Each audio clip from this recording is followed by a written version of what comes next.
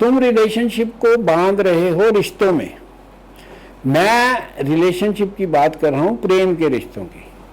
प्रेम का रिश्ता वही है जहां दर्द का रिश्ता भी है। अगर दर्द का रिश्ता नहीं है तो प्रेम भी नहीं पनपेगा। दर्द का मतलब, दर्द का रिश्ता कौन सा होता है? जब दूसरे के प्रति आपको अपना ख्याल किया जाता है।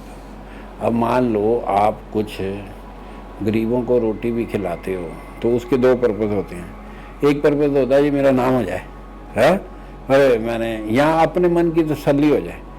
एक पर्पज़ ये भी होता है कि नहीं यार मुझे करना है ये, उनको कौन, मतलब मेरी ड्यूटी है भाई, मैं समर्थ हूँ, मुझे करना है। तो आपका एक निस्वार्थ प्रेम है कि आप करते हो समाज के प्रति, चाहे किसी बंदे के प्रति, चाहे किसी के प्रति। तो जब तक रिलेशनशिप में दर्द का नहीं समागम होगा तो वो दिखावा होएगा। समझ रहे हो कि आपको अब लगे कि हाँ भाई यार ये करना चाहिए। तो ऐसे ये इस प्रश्न का सिर्फ उत्तर यही है कि मैंने जो आपको प्रेम की डेफिनेशन दी कि प्रेम जब किसी दूसरे के बारे में सोचा जाए और सैक्रिफाइस किया जाए, ये दो इंग्रेडिएंट अगर किसी रिश्ते में शामिल हैं तो वो प्रेम का है। चाहे उसे दोस्ती कह लो, चाहे उसे रिश्तेदारी कह लो, चाहे उसे प्रेमी प्रेमिका कह लो, चाहे कुछ कह लो, उसको नाम देंगे तो हम वैसे मिलाई नहीं करते हैं, खराब ही करते हैं। क्योंकि जैसे ही हम नाम देते हैं ना तो फिर कुछ सामाजिक, कुछ पारिवारिक, कुछ ट्रेडिशनल अधिकार साथ में आ जाते हैं। तो हमारा पर्पस यहाँ समाज को डिस्कस करने से ज़्यादा अध्यात्म को डिस्कस करना था कि अध्यात्म के आधार में प्रेम बहुत ज़रूरी है। और ये इसलिए ईश्वर की तरफ सबका गया कि भाई कम से कम वहाँ से आवाज़ तो नहीं आती ना, आप ईश्वर के प्रेम में लगे हो, ठीक है, तो ठीक है भाई, ईश्वर से आप तो एक्सपेक्ट तो कुछ कर ही नहीं रहे थे। अगर किसी बंदे के प्रेम में लगे हो तो एक्सपेक्टेशन आना एक स्वाभाविक बात है। और उसने ऐसे नहीं किया, मैंने ऐसे किया, उसने ये नहीं किया, उसने ये, जैसे ही उसने हुआ। देखो एक हमारे चरण सिंह जी महाराज जी हैं, राधा स्वामी वाले, वो इसका एग्जाम्पल देते थे ईश्वर के साथ रिलेशनशिप का कि ईश्वर के साथ, ईश्वर जो है एक सुहागन है ना, जैसे एक सुहागन जो सही सुहागन है वो ये है जो एक तो अपने पति से प्रेम करे और उसे अपने पति का थोड़ा सा डर भी हो कि मेरे से कोई गलती ना हो जाए, मैं कोई बदतमीजी ना कर दूं। तो ईश्वर के साथ जो एक भक्त का प्रेम है वो ऐसा होना चाहिए कि एक तो वो प्रेम करे कि भाई मेरा प्रीतम है, मुझे प्रेम करना है, और उसको जैसे एक पति का डर होता है ना थोड़ा सा, कि भाई डर भी हो। डर ये है कि भाई मेरे से कोई अपशब्द ना निकल जाए, मैं कभी बेइज्जती ना कर दूं, मैं कभी ये ना कर दूं जिससे कि मेरा प्रीतम नाराज हो जाए। ये ईश्वर की बात है, मियाँ बीवी के लिए नहीं है, क्योंकि यहाँ फिर एकता के अधिकार, वो इक्वालिटी के अधिकार पे फिर लड़ाई हो जाएगी। तो हमारा पर्पस सिर्फ ईश्वर को समझाने के लिए है कि अगर ईश्वर की तरह आप प्रेम करोगे तो प्रेम से सारे रिश्ते पल्लवित होंगे, फले फूलेंगे। तो अब आप अगर आपका कभी भी कोई रिलेशनशिप को लेके कोई भी दिमाग में प्रश्न आए ना, तो ये देखो कि उस रिलेशनशिप में प्रेम कहाँ पे है। अगर आपको उसमें प्रेम समझ आ गया ना तो ये समझो कि वो रिलेशनशिप भी समझ आ जाएगा। कोई भी रिलेशनशिप टूटेगा तो यही होगा कि प्रेम ना होने की वजह से टूट जाएगा। और प्रेम की डेफिनेशन में मैंने आपको दो चीज़ें बता दी, एक तो अपने प्रेमी को हमेशा खुश रखना है और दूसरा कि सैक्रिफाइस की भावना को हमेशा कायम रखना है। ये दो चीज़ें प्रेम की डेफिनेशन में आती हैं, और जिसमें ये प्रेम होगा वो रिश्ता कभी ख़त्म होगा ही नहीं।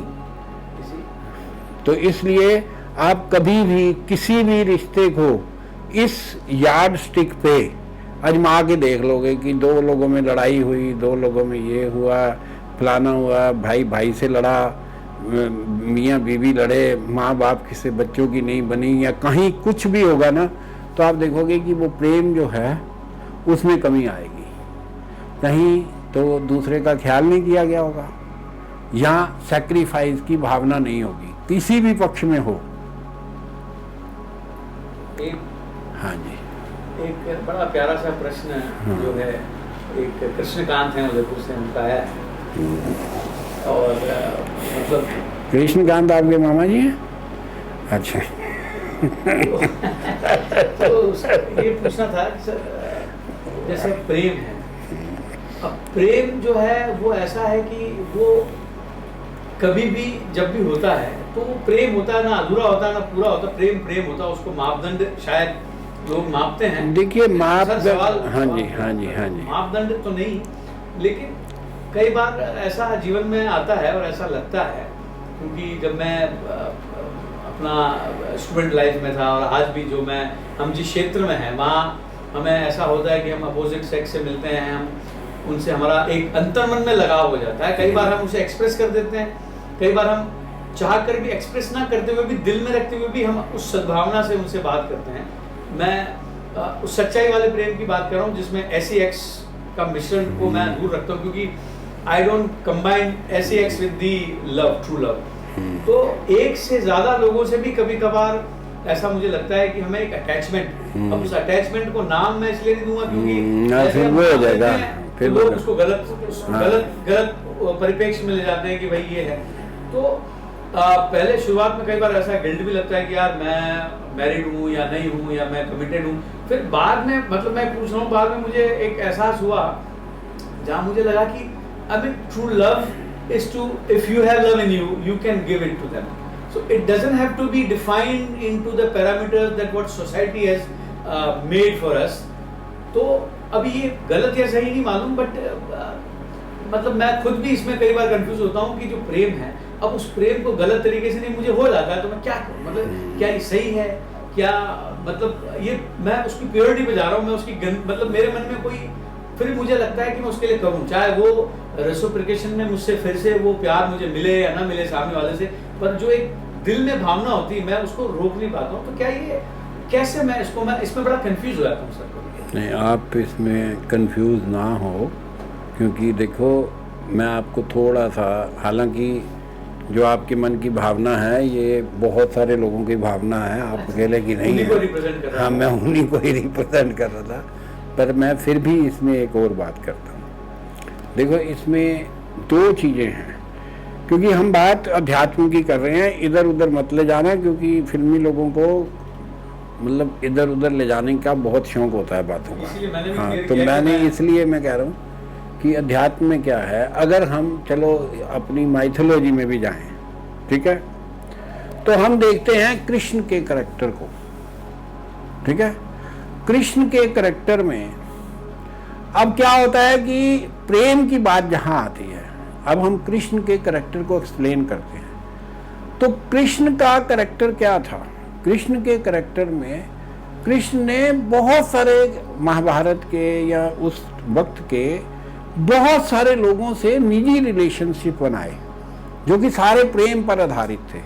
देखो अर्जुन के साथ उसके रिलेशन अलग थे, द्रौपदी के साथ रिलेशन अलग थे, जो वो भामा के साथ अलग थे, राधा के साथ अलग थे, वो रुक्मिणी के साथ अलग थे, वो विदुर के साथ अलग थे, विदुर की वाइफ के साथ अलग थे।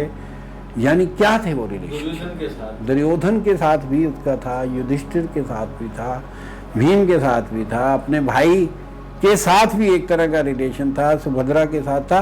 तो आप अगर ध्यान से देखेंगे तो ईश्वर ने इंसानों से निजी रिलेशनशिप बनाए कि 1-to-1 रिलेशनशिप है, उस रिलेशनशिप को किसी के रिलेशनशिप से नहीं मिलाया। वो अगर आज के युग में अगर हम ये सोचें कि कोई ऐसा इंसान हो जिसके मन में प्रेम जाग रहा है, तो वो रिलेशनशिप सारे ही प्रेम के हैं, उसमें सिवाय एक रुक्मिणी के रिलेशनशिप जिसकी जो वाइफ बनी, तो ऐसे तो फीमेल्स और बहुत सारी थी। तो अब हम उनको मेलाइन करेंगे, जो बात आपको सता रही है, जो आपको बात सता रही है, तो इसका मतलब तो फिर कृष्ण का कैरेक्टर भी डुबियस है, वो भी कैरेक्टर ठीक नहीं है। तो मैं ये कहना चाहता हूँ, क्योंकि कृष्ण को भगवान मान लिया गया, तो इसलिए उनके कैरेक्टर को हमने जस्टिफाई कर दिया। तो आप भी अपने आप को भगवान मान लो, करेक्टर जस्टिफाई हो जाएगा आपका। आपको क्या प्रॉब्लम है? अगर आपका मन साफ है, ठीक है, तो ये आपका करेक्टर जस्टिफाई हो गया। पर अगर देखिए हर जगह पे, हर समाज में, हर समय अनुसार, हर काल खंड में स्त्रियों और पुरुषों के रिलेशनशिप को लेके भिन्न भिन्न भावनाएं रही हैं, हमेशा भिन्न भिन्न भावनाएं। पहले कहते थे कि जी एक राजा होता था, उसकी 100 रानियां थी, किसी की 50 थी, किसी की 10 थी, किसी की। ये बात आज के युग में ऐसे लगता है कि एक औरत दूसरी औरत को बर्दाश्त ही नहीं कर सकती, तो रानियां कैसे रहती होंगी इकट्ठी इतनी सारी। आज के युग में अगर आप आज के कालखंड में सोचो तो ये कहते नहीं नहीं ये कहानी बकवास लगती है, पर था। और वो एक दूसरे के लिए सेक्रीफाइस भी करती थी।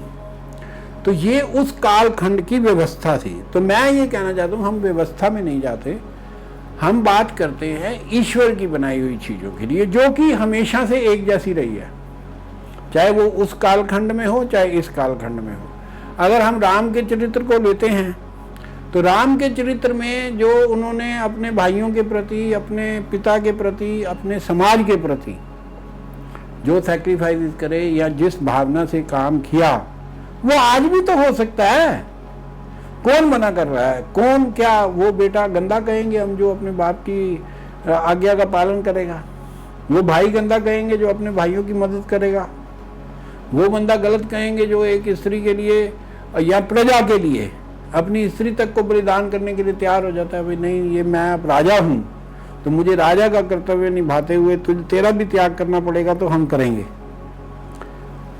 कोई नहीं कहेगा। पर जब अपने पे बात आएगी तो कहेंगे नहीं मेरा भाई है, हमारा तो बराबर का हिस्सा था, साला कैसे ले गया ज्यादा, कैसे हो गई रे। पिताजी हैं तो पिताजी तो बहुत, मैं बचपन में मेरे पे बड़ा गुस्सा करते थे, अब मैं बदला लूंगा, साले अब मेरी पावर है। तो ऐसा नहीं है।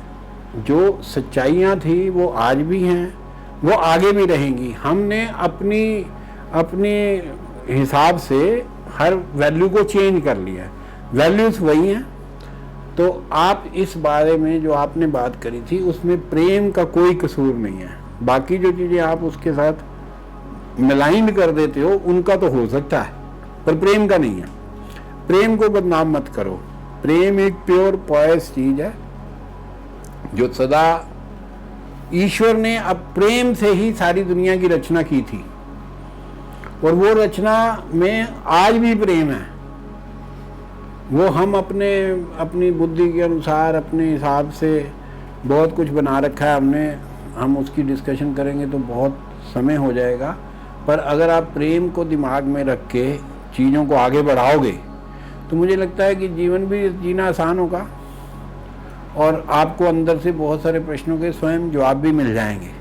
आप कभी भी सोचो, आप अगर मान लो किसी से घृणा हो रही है, किसी से जलन हो रही है, किसी से सब क्रोध आ रहा है, तो उसमें प्रेम लेके आ जाओ, सब साफ हो जाएगा।